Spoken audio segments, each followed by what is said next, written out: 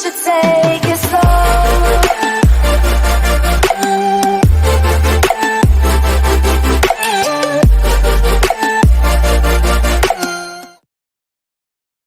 저는 아주 막장 남편을 두고 있는 여자입니다. 연애는 세상 다정하고 책임감 있는 사람이 줄 알았던 놈이 결혼하자마자 3달도 안 되어서 본색을 드러냈네요. 제 남편은 너무나도 더럽고 애같기 때문입니다. 정말 여름에도 2주에 한 번씩 밖에 안 씻어요. 여름에 굉장히 덥잖아요. 습하고요. 밖에 나갔다 오면 겨드랑이에 땀 차서 바로 씻고 싶은데 제 남편은 귀찮다고 물티슈로 땀난 곳만 쏙쏙 닦아냈니 속옷도 안 갈아입습니다. 이렇게 딱지가 떠서 진짜 토할 정도예요. 너무 심하다 싶으면 그걸 또 뒤집어서 입고요. 팬티 하나로 한 일주일 정도 입는 것 같아요. 가까이 오면 찌릿내가 납니다.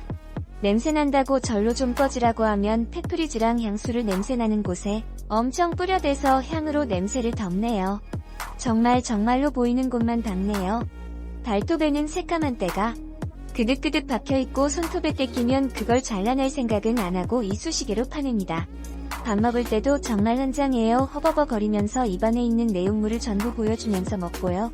참자, 내가 참아야지 수백 번을 외치다가 이혼을 결심하게 된 이유가 있었어요.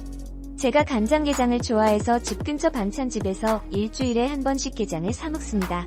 게장을 먹고 나면 바스라진 껍데기가 남잖아요. 그걸 버리려고 식탁 위에 올려놨는데 남편이 갑자기 그 봉지에 주섬주섬 넣는 겁니다. 그걸 보고 저는 그걸 오래 그 봉지에다가 넣어 그거 일반 쓰레기야. 내가 버리려고 휴지 위에 둔 건데 그냥 냅기라고 하니까 남편이 야 미쳤냐? 이걸 오래 버려? 이거 넣고 끓여서 꽃게 육수 LH서 된장국 해 먹으면 얼마나 맛있는데 돈이 넘쳐나냐? 이런 걸 함부로 버리게. 어휴 라고 하더라고요. 살다 간장게장 쭉쭉 침 묻은 거 된장국 육수로 우리려고 보관하려고 하는 사람 처음 봤습니다. 저는 그때부터 정이 뚝 떨어졌고요. 아주 기본적인 것조차도 제 손이 닿아야 했기에 저는 점점 지쳐갔지요. 이따구로 살려면 그냥 이혼하자고 화내면 남편은 자기가 뭘 잘못했냐면서 이혼하자 버럭버럭 소리 질렀고요. 그렇게 남편과 저의 사이는 냉전이었습니다. 정말 누구 하나 폭발하면 바로 이혼할 기세였지요. 그러다 제가 남편의 판도라 상자를 열게 되었습니다. 새벽에 급하게 노트북이 수리이 있어서 제 노트북을 켰는데 랜섬웨어에 감염되었는지 한들 파일이 안 열리는 겁니다. 아무리 해봐도 노트북 자체를 초기화하는 방법밖에 없다고 하길래 하는 수 없이 남편 노트북을 열었지요. 당연히 잠금이 되어 있길래 자고 있는 남편의 손가락으로 지문 잠금을 해제했습니다. 분명히 제가 자고 있는 남편을 깨워서 노트북 켜달라고 하면 온갖 욕설과 함께 안 빌려주게 뻔했거든요. 저는 한글 파일만 20분 이용하면 되기에 조용히 남편 노트북을 열어서 문서를 이용한 처리했습니다. 그러고 노트북을 받으려고 하는데 카카오톡 어플에트 호기심에 카톡을 들 그런데 정말 한 8개 정도 되는 단체 톡방이 있더라고요. 근데 제목이 무슨 고딩 만남 무료 만남 고딩 여친 구함 용돈 드림 이런 말도 안 되는 거더라고요. 들어가 보니까 모든 방의 방장은 남편이었습니다. 이 미친놈이 뒤에서 미성년자 만나고 다니는 추악한 짓을 하고 있더라고요. 너무 더러워서 자세한 내용은 쓰지 않겠습니다.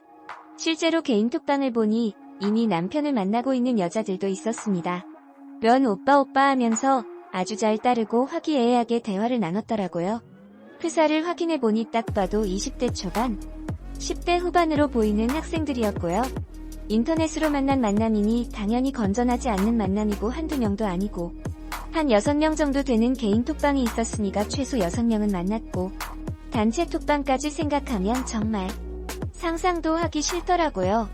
남편이 카페로 그 여자들한테 10만원 20만원씩 돈 보내주고 어디서 만나자, 하자, 런 취향이다. 이런 더러운 대화 내용들도 다 있었습니다. 저는 이 USB를 연결해 이 모든 대화 내용을 캡처해서 옮겼습니다.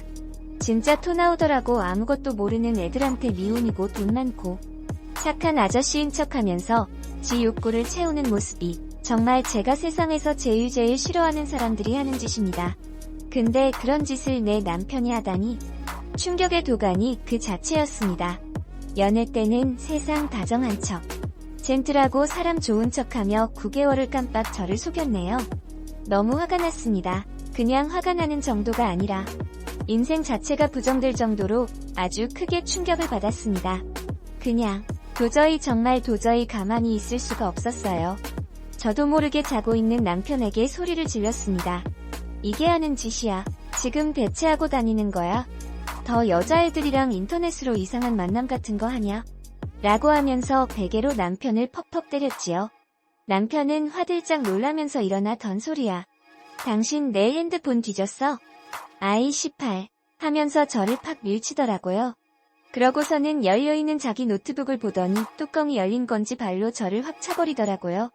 너무 화가 나서 저도 남편을 때리려고 달려가는 순간 다시 저를 밀치고 옷이랑 본인 회사 가방을 챙기고 욕하며 집 밖으로 나가버렸습니다.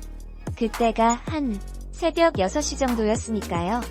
안 그래도 억울한데 남편한테 얻어까이니 정말 참을 수 없는 분노가 올라왔습니다. 그렇게 서럽고 화가 나고 너무 비참해서 침대에 엎드려 몇 시간을 펑펑 울었습니다. 진이 빠지도록 눈물을 흘리니 이성이 돌아오더라고요. 끓어오르는 분노를 가지고 남편 회사에 찾아가서 완전개 망신을 주기로 작정을 했습니다.